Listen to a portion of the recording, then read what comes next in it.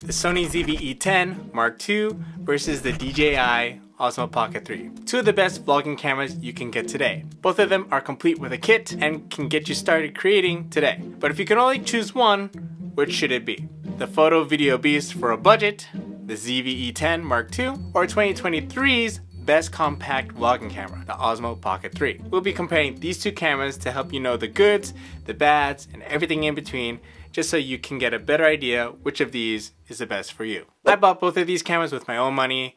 Neither company is sponsoring this, and I've owned both since their respective releases. Out of the box, your image quality from both is quite interesting. Will you really notice a big difference in detail between these two? Well, when you compare sensor sizes, the ZV-E10 Mark II is better because it has a bigger sensor versus the 1-inch sensor coming out of the Osmo Pocket 3. But tendency is that you won't really notice that difference unless you get into low light scenarios. As far as the detail, the contrast, and the sharpness, both images look great. Now for the Sony ZV-E10, I am using the kit lens, the 16 to 50mm f3.5 to f5.6. The Osmo Pocket really only has one lens, which is at 20mm, and when you look in low light scenarios, there looks to be some noise reduction already built in, so that's what kind of like turns me off about the low light performance out of that camera.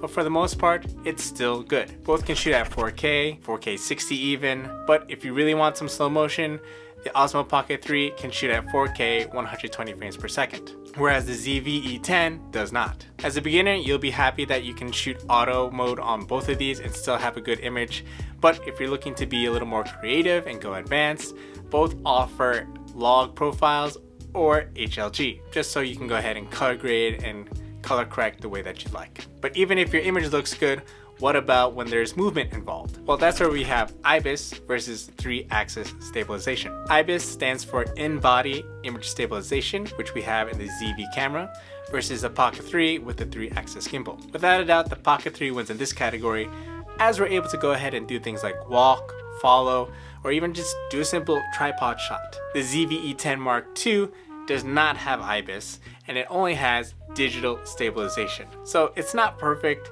but it does involve cropping into your image just to be able to get a more stable footage.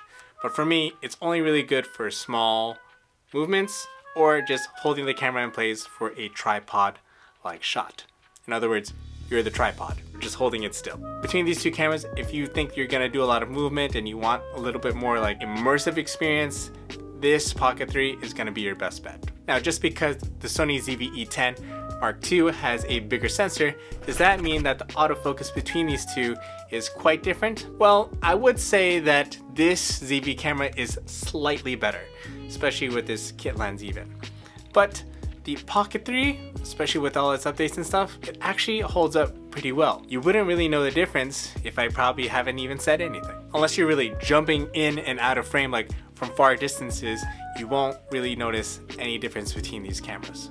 You walk up to the camera, you walk far away from the camera, you'll be fine and have a decently smooth transition when it comes to autofocus. But honestly, video is only half the reason you get a camera, unless you're investing in an external mic. Don't expect the best, but here's what these cameras sound like from the same distance. Autofocus going on here. Autofocus on, moving up to the camera. I don't think you want to be this close, but anyway, yeah, you're moving to the side here. Since owning these two cameras, which one do you think I prefer? Generally, I lean to something of this form factor with the ZV lineup compared to the Pocket 3 because I just like the image quality. The sharpness, the contrast, the depth of field, the chance to even use different lenses, and just having more versatility for photos and being able to use this as a second or third camera. If I really want things to look more cinematic, this is the camera that I would lean to by preference. But when I really think about my personal use cases from the day-to-day, this Pocket 3 is the more practical choice. It's a built-in stabilizer or a gimbal and a camera, and this thing shoots with a 20mm lens, which is pretty comparable to the lens that you're getting out of your iPhone or your camera phone in general. This thing is definitely going to take better photos and videos than your phone. For many people, this could be your A camera. This is your main camera and probably your only camera. But if you are looking to add to your kit and you want this as your second camera, this is great for like behind the scenes. And if you want, you really want to level up your experience, you can go ahead and use things like filters, whether you use like the freewheel ones that I recommend, and those offer like ND filters, polarizing filters, anamorphic filters if that's something you're into.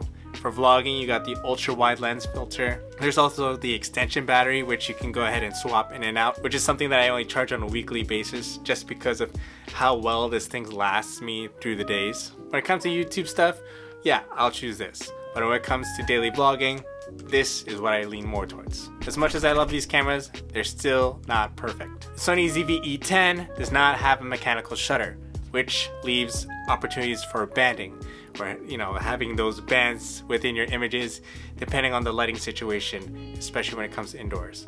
I usually take photos in my church every now and then, and those are just unavoidable, and it makes my images worse for it. So to compensate, I'm using things like a slower shutter, like 1/125th of a second, which is okay, but if your subject moves a lot, it's not ideal. Another downside to this, and pro to this, is that you need a lens. You could get the body alone if you already have lenses, but otherwise you are tempted and you are required to have at least one lens. That's just something you need to speak to your significant other about if you haven't quite had the lens discussion yet.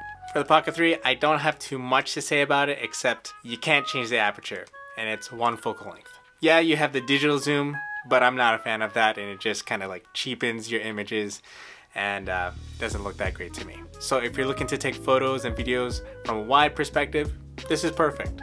But if you want more portraits from a more medium to telephoto focal length, this is not ideal. If anything, maybe you crop and post and see how that works for you. Okay, so what are these cameras gonna cost you? The DJI Pocket 3 costs $519 for the camera and the case. If you want the creator combo, that's gonna cost $669 US, which comes with a mic and a soft case, extra battery, and ultra wide lens. But if you want to go ahead and upgrade to the 2 DJI mic kit, then that's going to cost $868 US. The Sony ZV-E10 Mark II costs $998 with the body alone. If you need a lens, you could pair it with this camera for an additional $100 for a $1,098 total. So what camera is really right for you? This ZV camera is really more for those who do a mix of photo and video. You want that mirrorless or a DSLR quality, and you're looking to get even to the lenses, and maybe you want to upgrade. Maybe you just like this form factor. People who want the Pocket 3, they're stricter on their budget or have a lower budget.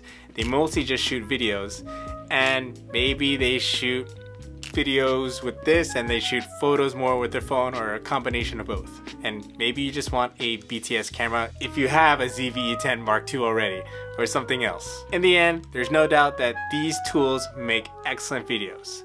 It all depends on what you are going to be creating with it and what's in your overall kit to really maximize these cameras. Still can't decide which is better? I got reviews right here.